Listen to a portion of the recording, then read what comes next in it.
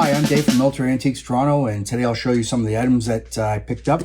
This walked in the door from a family, and this walked in the door from a collector. Nice guy. So this is Imperial German Stein. Great. Most of the ones you're used to seeing are the white ones with the inappropriate picture when you look through here at the bottom. This isn't one of those. This is a Stoneware one. And this one is marked. It's artillery, obviously, with that little howitzer on the top, with a little fuse at the top. And it's marked to 5th Battery, 1st Guard Field Artillery, Battalion, Berlin, 1910 to 1912. So it really is pre-World War I, but it's a very nice piece. So this is already sold because one of my employees has a problem. It's a very serious disease, it would appear. But as you can see, hopefully right there, 5th Battery, 1st Guard Field Artillery Battalion, Berlin, 1910 to 1912. And then Reservist, I'm going to murder this, Sklauling. So obviously that's his last name. I'm not going to try and pronounce that. But the detail on this is incredible. And actually, the fuse even says the type it is and everything. And the numbers are all over it. It's actually very well done. The top is pewter. The breast is Stoneware. So that's a very nice piece. And actually, you can see the names of the people in the unit, but I guess has been used so much that it's starting to wear off. So that's already gone, but it's a very pretty piece. So that's gone. Next is a greatcoat. They're a pain because truthfully, people want to show their battle dress or their First War service tunics. They don't want to show a greatcoat. So they don't, like, people do buy them, but not as much as a First War 4-pocket or a 7-button, whatever, or a battle dress, because then you can see all the pretty patches on it, right? But normally I'm at the point where I stay away from greatcoats. They're a pain in the neck because they don't fly out the door. They sit there, unless someone needs one, they sit there forever. But this one I bought for a number of reasons. One, it's named, and it is in very good condition. So, put that off to the side. Nice condition, British, buttons on it. It's got a moth hole down here, whatever. I can live with that. What's important in this, I don't know who the hell I'm going to sell it to, but I'll find someone hopefully, is that it's named. And it's named inside to a gentleman named Kendall, who is the Canadian Army Gymnastics School. Anyways, he's an instructor in physical education. So also in here is the maker. It's dated 1916, and it's made in the Hammer, aka Hamilton. So there you go. Sorry, I lied. It's made in Toronto. So you can see the maker right there. Nice clean stamp. So it's Canadian. I know there's a Seabright arrow in here somewhere. And there, if I can get this shown, is a picture of his name. So you can easily research him.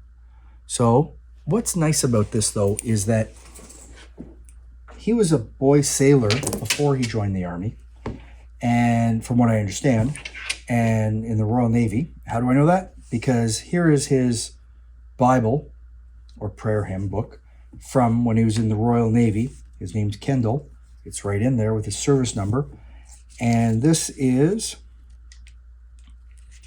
the Book of Common Prayer, Church of England, but it's, presented by the Admiralty. So, right there, presented by the Admiralty. So it's a Naval Common Prayer book for the church. Nice piece. If you're into religion, fine, that's great. I'm not, but hey, you know what? Whatever keeps you happy. So there's that. There's a greeting card in here. Let's see if this is filled out. I don't even know. I didn't even look at it truthfully. Wishing you a happy Christmas and a glad New Year from Aunt so-and-so. And there's a newspaper clipping. So supposedly this gentleman's grandfather was at Waterloo, if I remember correctly. There's some information online about this. I'm not sure exactly what this paper is for and why it's cut that way. What do I know? And the dog is snoring. Obviously, it's not my dog. The dog's visiting. So there's that. And then you get Britain in Arms, which is, let's see, different regiments, everything military you could ever want to know, actually. Park Avenue. Oh, wait a minute. I wonder if that's my street. No idea. Anyways, it's marked to Sergeant Major Kendall. Right there. Canadian Army Gymnastics School. Service, whichever. I'm sure someone will correct me on that. But it's neat because it has all that information in it. I might just do a quick read through on that. And then NCO questions and answers. Not sure what this is, but you know what? More paperwork that came with it. And then there's another newspaper clipping, which I open gently because they're always fragile. It mentions Havergal, which is here in Toronto. They showed 4 different schools for Havergal: Jarvis, St. Clair, and George Street. And now it is up on Avenue Road, just south of Lawrence. Why do I know that? Because I used to live around there. So why this is in there, I don't know. I didn't try and see if his name's in this piece of paper, but it goes with it, so it'll be sold with it.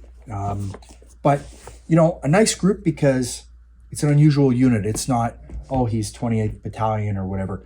It's a corps, but, you know, he's a sergeant major, not a common rank for that era. And I understand, as I said, he joined as a boy soldier in the Royal Navy before, and then ended up in the Canadian Army Gymnastics School. So that's pretty cool. So it's another thing to get listed. We'll get that photo next week and get put up there, but not something you find every day. But you know what? It is what it is, and I'll find someone to sell it to, hopefully. If not, it can sit on a shelf and whatever. It'll go at the door eventually. Anyways, thanks for looking. Follow me on YouTube, Facebook, Instagram. You know what? Check out my store. I got the only retail store left in the country, and that's why stuff keeps walking in the door. I'm gathering. It's a nice quiet day for once. I might go home early, but probably not. So thanks for looking. Hope you have a good day. Take care. Bye.